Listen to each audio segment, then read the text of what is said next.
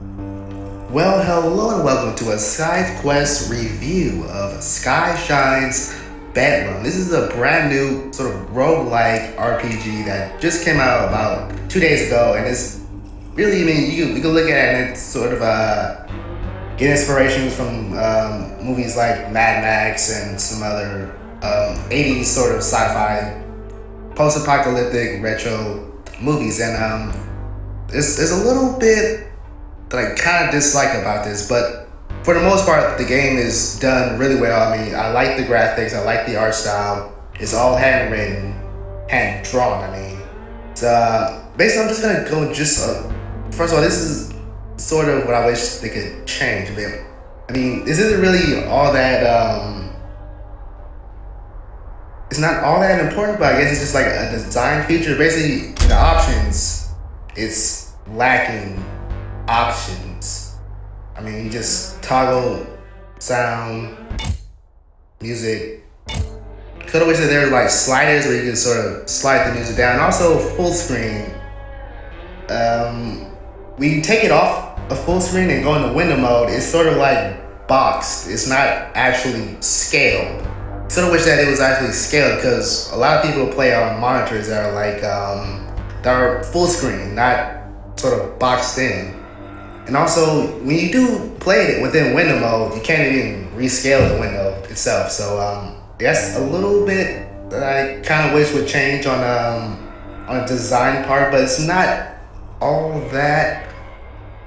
I mean, it's not all that too important, but I kind of wish that they did more to options, that the options actually have options in them. But anyways, it's gonna resume the game, and and also the tutorials.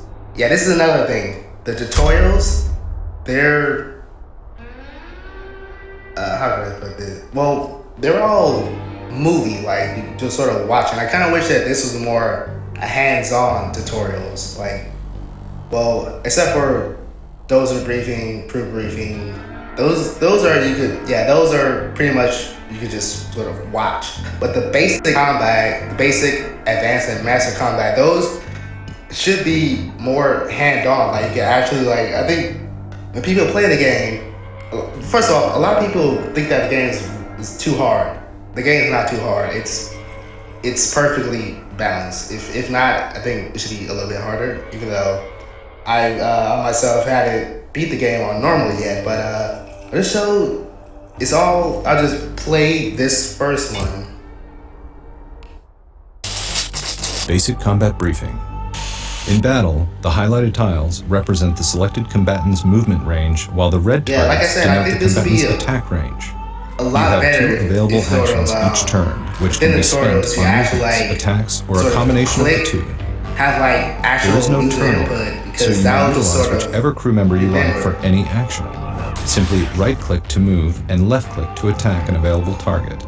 Although this way is more symbols above each combatant's head indicate important health and potential damage outcomes. The heart displays the combatant's health, while the red target to the left indicates that crew member's attack damage.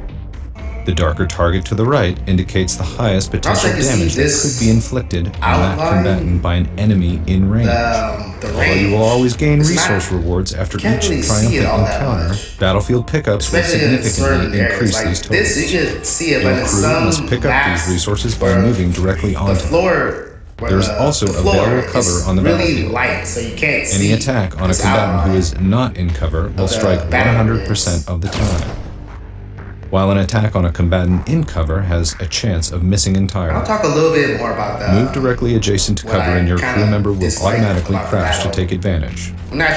Cover will also naturally break line of sight of each affected combatant, regardless of whether they are taking cover.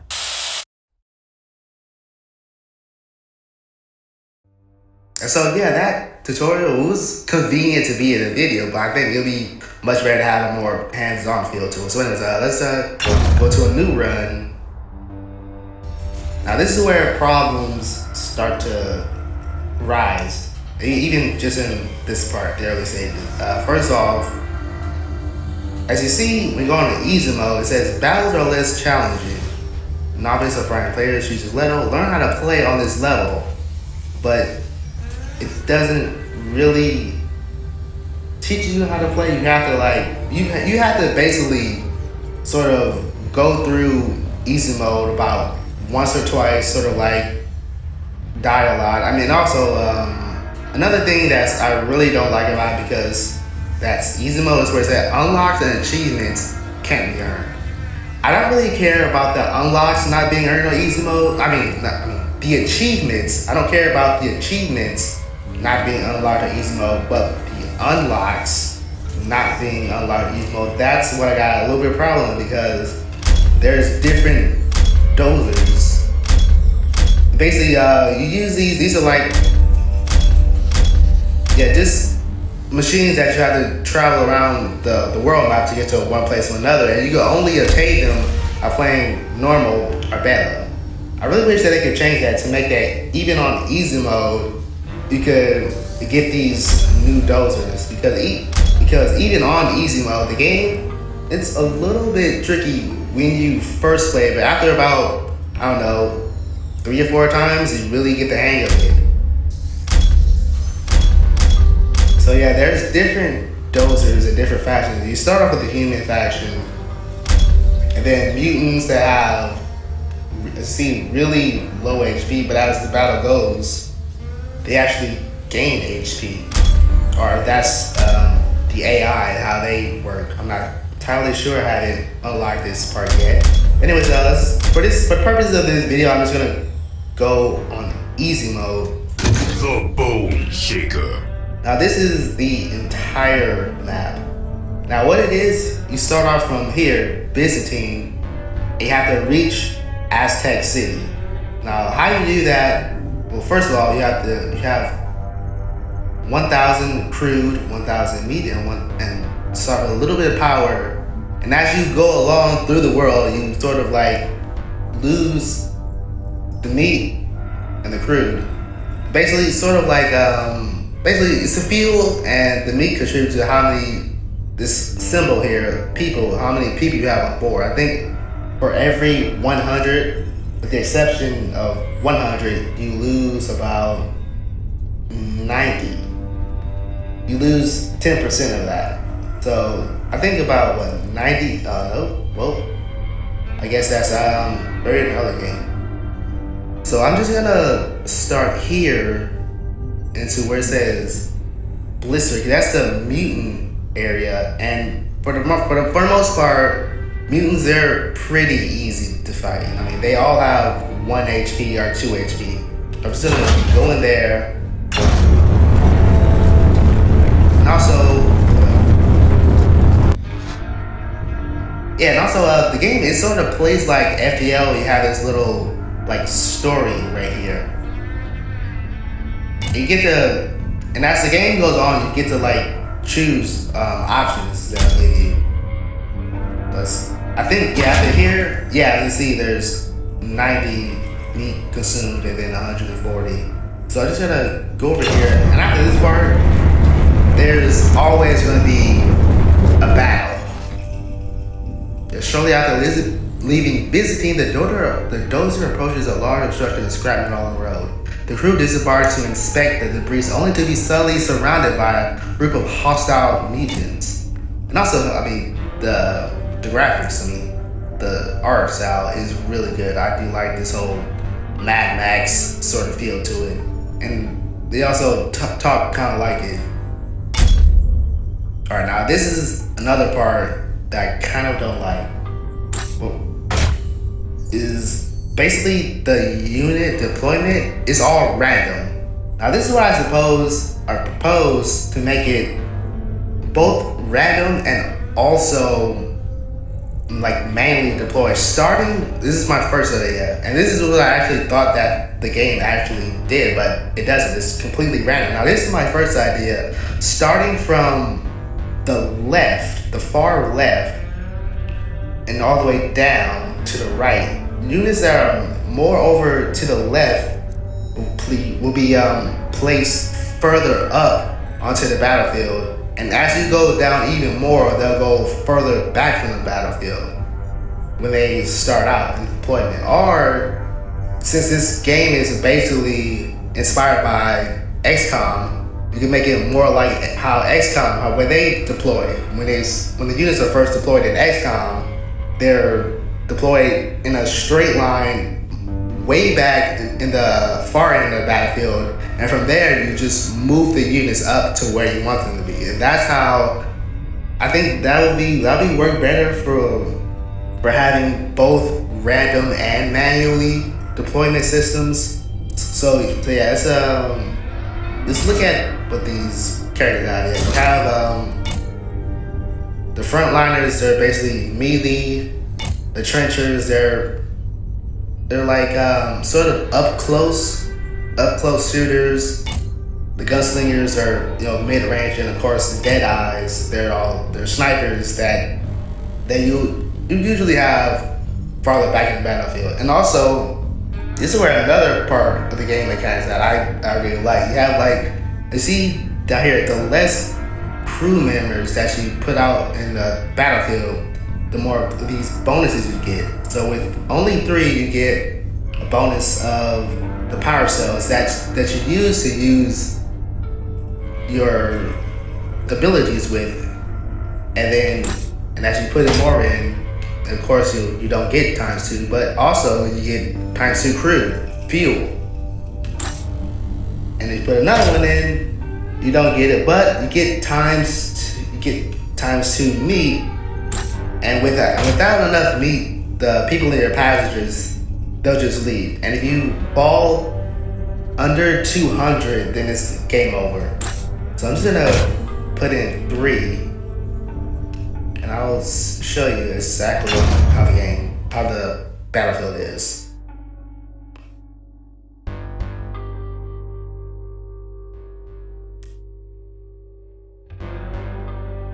Yeah, I do like these little tips at the bottom here. Sometimes they're useful, sometimes they're not, and when they're not, that's basically on purpose for laughs. This is how, See, this is why I really want that first idea to have the characters on the far left, they'll go more up front more, because the frontliners, you would want them up in front. And these trenchers, you'd want them sort of up in front, and then the gunslingers sort of like in the middle. Also, there's, much like XCOM, there are, there are obstacles that you use for cover. And again, it's another part that I kind of don't like. You can't, as far as you definitely cannot rotate the map build. I'm even pressing every single button that you think would be the map. I mean, the rotation, but it doesn't work. I really would like that they have more rotation. So start off using the front runner to take away the sniper. And also, each team has 2 plays to play. You can either move with 2 people, or you could just sort of move once, attack once. And if you're in range, you could actually attack twice. I think this enemy gunner right here is in range enough to attack twice. And also, much like XCOM, the more kills, he's gonna attack twice. Yeah, also like XCOM with it's only 40. Yeah, the more kills you take, the more you rank. So I'm gonna put this character and send him behind cover. I'm gonna try to take these power cells, and also taking the power cells adds more to the resources. By not taking them, you actually don't get them. Oh, I did the wrong. He's dead. Oh, he's not dead. Okay. Well, this character is very dead.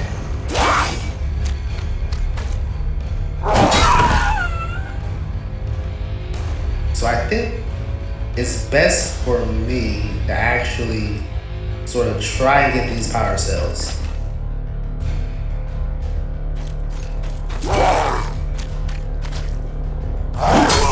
And also, characters, they're gonna die anyway, so it doesn't really matter because you get more characters along the way.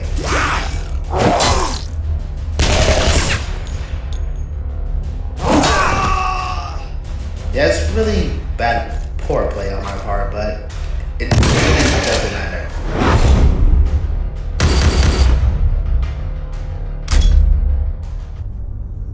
Now this is where another part of the game that I really like.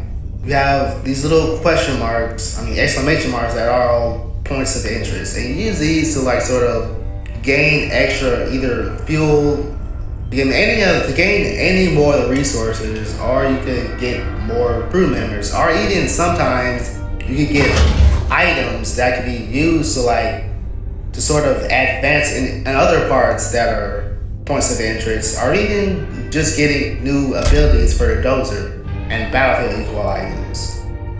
And also, you could go into this right here, the dozer itself, you can upgrade them. I think for the most part, in the early stages, I think it's best to increase the crude because you lose a lot more crude. As you see, there's 35 opposed to 24 meat. I think the crude is much better to sort of not waste.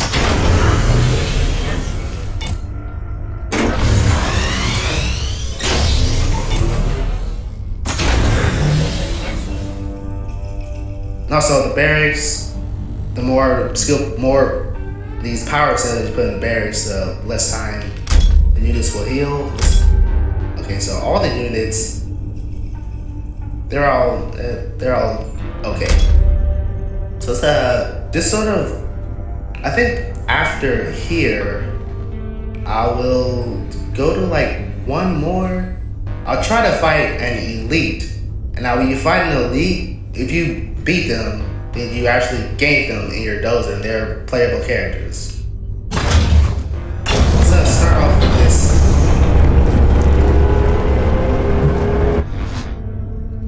While exploring the area, the crew's attention is drawn by the sound of battle. Following the noise, the crew discovers a clearing where a female mutant is locked in savage battle. Okay, this is where you get. I played this on my own. I played about 8 hours, and I know a little bit about these events. And also, the events, they are scripted, but they are random, so you're not really sure what you'll get. And also, if you have certain items within an event, something will happen, something different will happen, or something will not happen at all. Yeah, okay, so invite Tigra to the dozer. Yeah, that's on my own game, that took about 3 hours to get another character. And I guess that's another thing. You have all these spots, but it takes a really long time to sort of travel around. Basically, you have to travel around the entire map multiple times just to get about, 1 or 2 extra characters. I really wish that they could change that. Maybe like lose some meat, or sacrifice a little bit of meat, and then to be able to gain more crewmen. But I don't think you should just do that on the fly. I think like certain things will have to happen. I think, I really do think certain things will have to happen for you to do that. I don't think you should just do it off the fly because that would just sort of make the game a little bit too easier. So we're gonna go to this. Yeah, it's always important to check all the points of interest.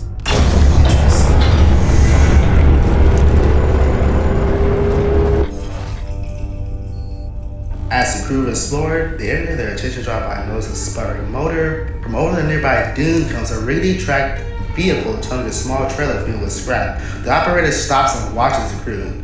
Okay, this is Scrapper. Yeah, these are all resources. I think this guy gives you an artifact. And artifacts are basically items, or basically they're world items. And if you go into certain areas and certain points and events, you can use those to like gain more battle achievement. Let's just go through here so I could trade crew, trade power cells. I'm gonna trade crew because I can surely get more. Yeah, this guy gives you this ancient math box. You know, it's a computer. Looks like a Windows 94.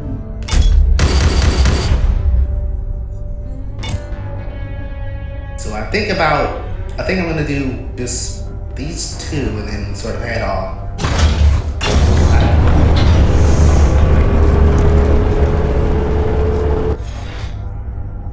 As to explode there, with the thundering sound of weapon fire. Over the hill is showing meet the farmers raiding road star pumps. Okay, I think this. Oh, okay. This is another sort of event where you get another character. Yeah, I had her in another play. So basically, I'm not sure if I'm actually gonna get her, but in another play, you'll have this special item that's like a shell, and you use that, and she accepts your offer. I'm not sure if she'll actually join without that item. I'm just gonna find out right here.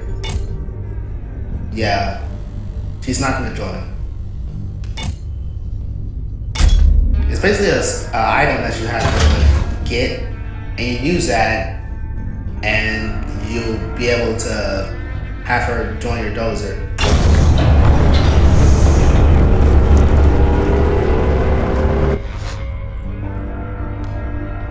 After climbing a certain ridge, the crew discovers a makeshift shelter assembled from a spike-covered. The entrance is covered by long stripes of dried yellow fish. Enter the shelter.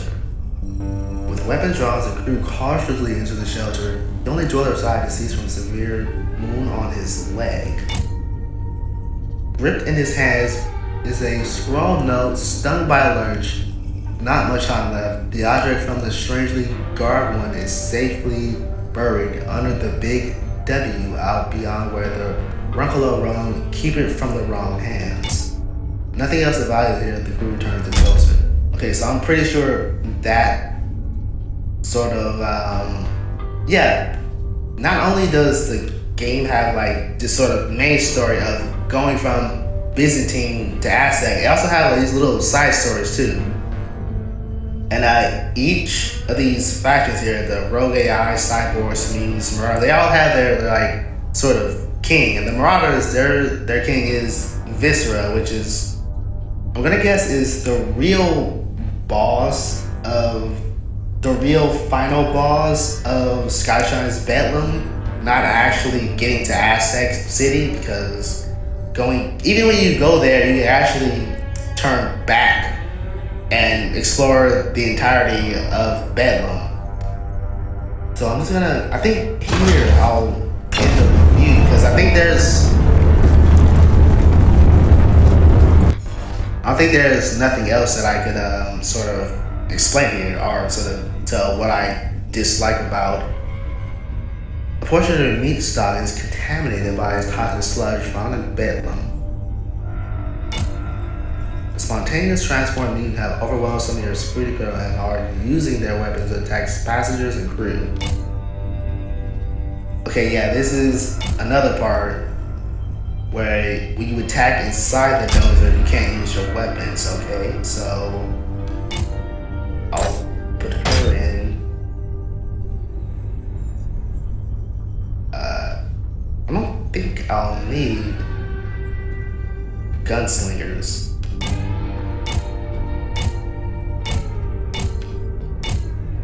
I'm trying to see which one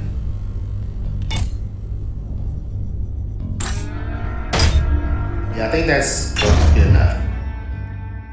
Yeah, I think after here I'll end the video because yeah, there's not really much else that I can say about this. I mean, so far the game is really good. I like the game.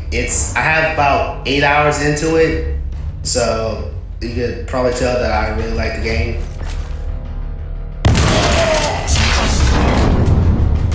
Veteran. So this guy might attack him, but none matter. Power.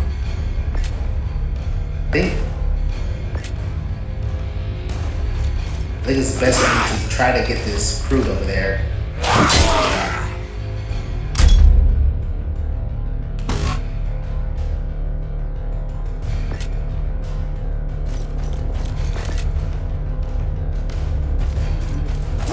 And also, using these equalizers, they are very effective. You should definitely use them. And also, as another part, Blitzmeter, that I really wish not only worked for just the enemy, but also for your actual units. Basically, the Blitzmeter means that they, instead of having two plays to do during a round, they have 3 plays. So basically, if you're close enough, they could attack 3 times and basically complete. I misstepped that. And basically just completely, yeah. He's gonna attack twice.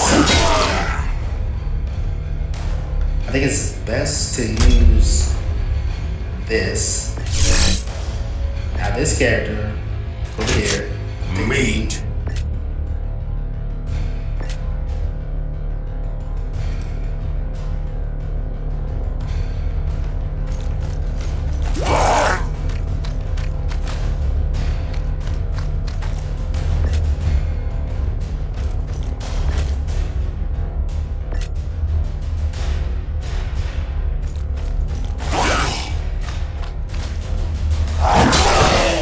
Yeah, but again, does it matter all too well that it dies because you get enough? You get more along the way, as you've just seen.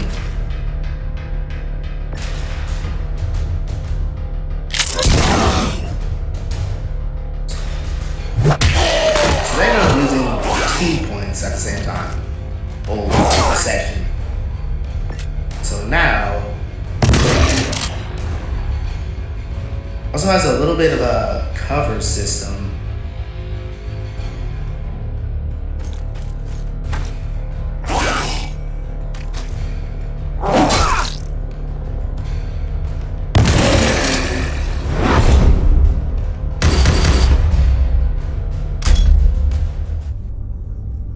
And that is Skyshine's Bedlam. Is it bad? No. Is it too hard? Well, this is on easy mode, and I've played the game about 8 hours, so it doesn't really look hard. And as I said, you get more crew members along the way. Although I wish that you get a more chance to get crew members, or also like I proposed, with certain events, with certain events at a certain time, you could use some meat, about, I don't know, maybe 50 or 100 to gain more crew members, because the crew members, even though they are gonna die, I mean, it's not that important, but when you go later on into the game, you're gonna really dwindle on your crew members. And also, if you lose a battle, not only do you not get any of the resources, but you also lose about 400 of these passengers. And if you go down to 100, then it's just completely game over. And also, once you lose all crew members, it's completely game over. So I guess I'll just sort of, yeah, so the main part of the game is just going all the way to Aztec City. But also, I do think the real part of the game is finding this Viscera, the King Viscera, and defeating him. Not sure what will happen. Maybe that is just completely game over, because even when you enter Aztec City, it's still not game over. You can still go back around to the entirety of Byzantine, the entirety of Bedlam, and just sort of search around and scavenge around. But anyways, that is it for Skyshine Bedlam. There's not really much to talk about. The battle system, I really do wish it was a lot better. And by battle system, I really wish that just the deployment system was a lot better, because sometimes a crew member, they'll be way far ahead in the front, and you'll just have to leave them to basically be cannon fodder. Like you're just not gonna be able to save them. And also, again, I really wish that you get more crew members. That's really crucial. So, and yeah. Well, that's it for Skyshine's Bedlam, this review. If you like it and you want to see more, subscribe. And until then, I'll see you all later.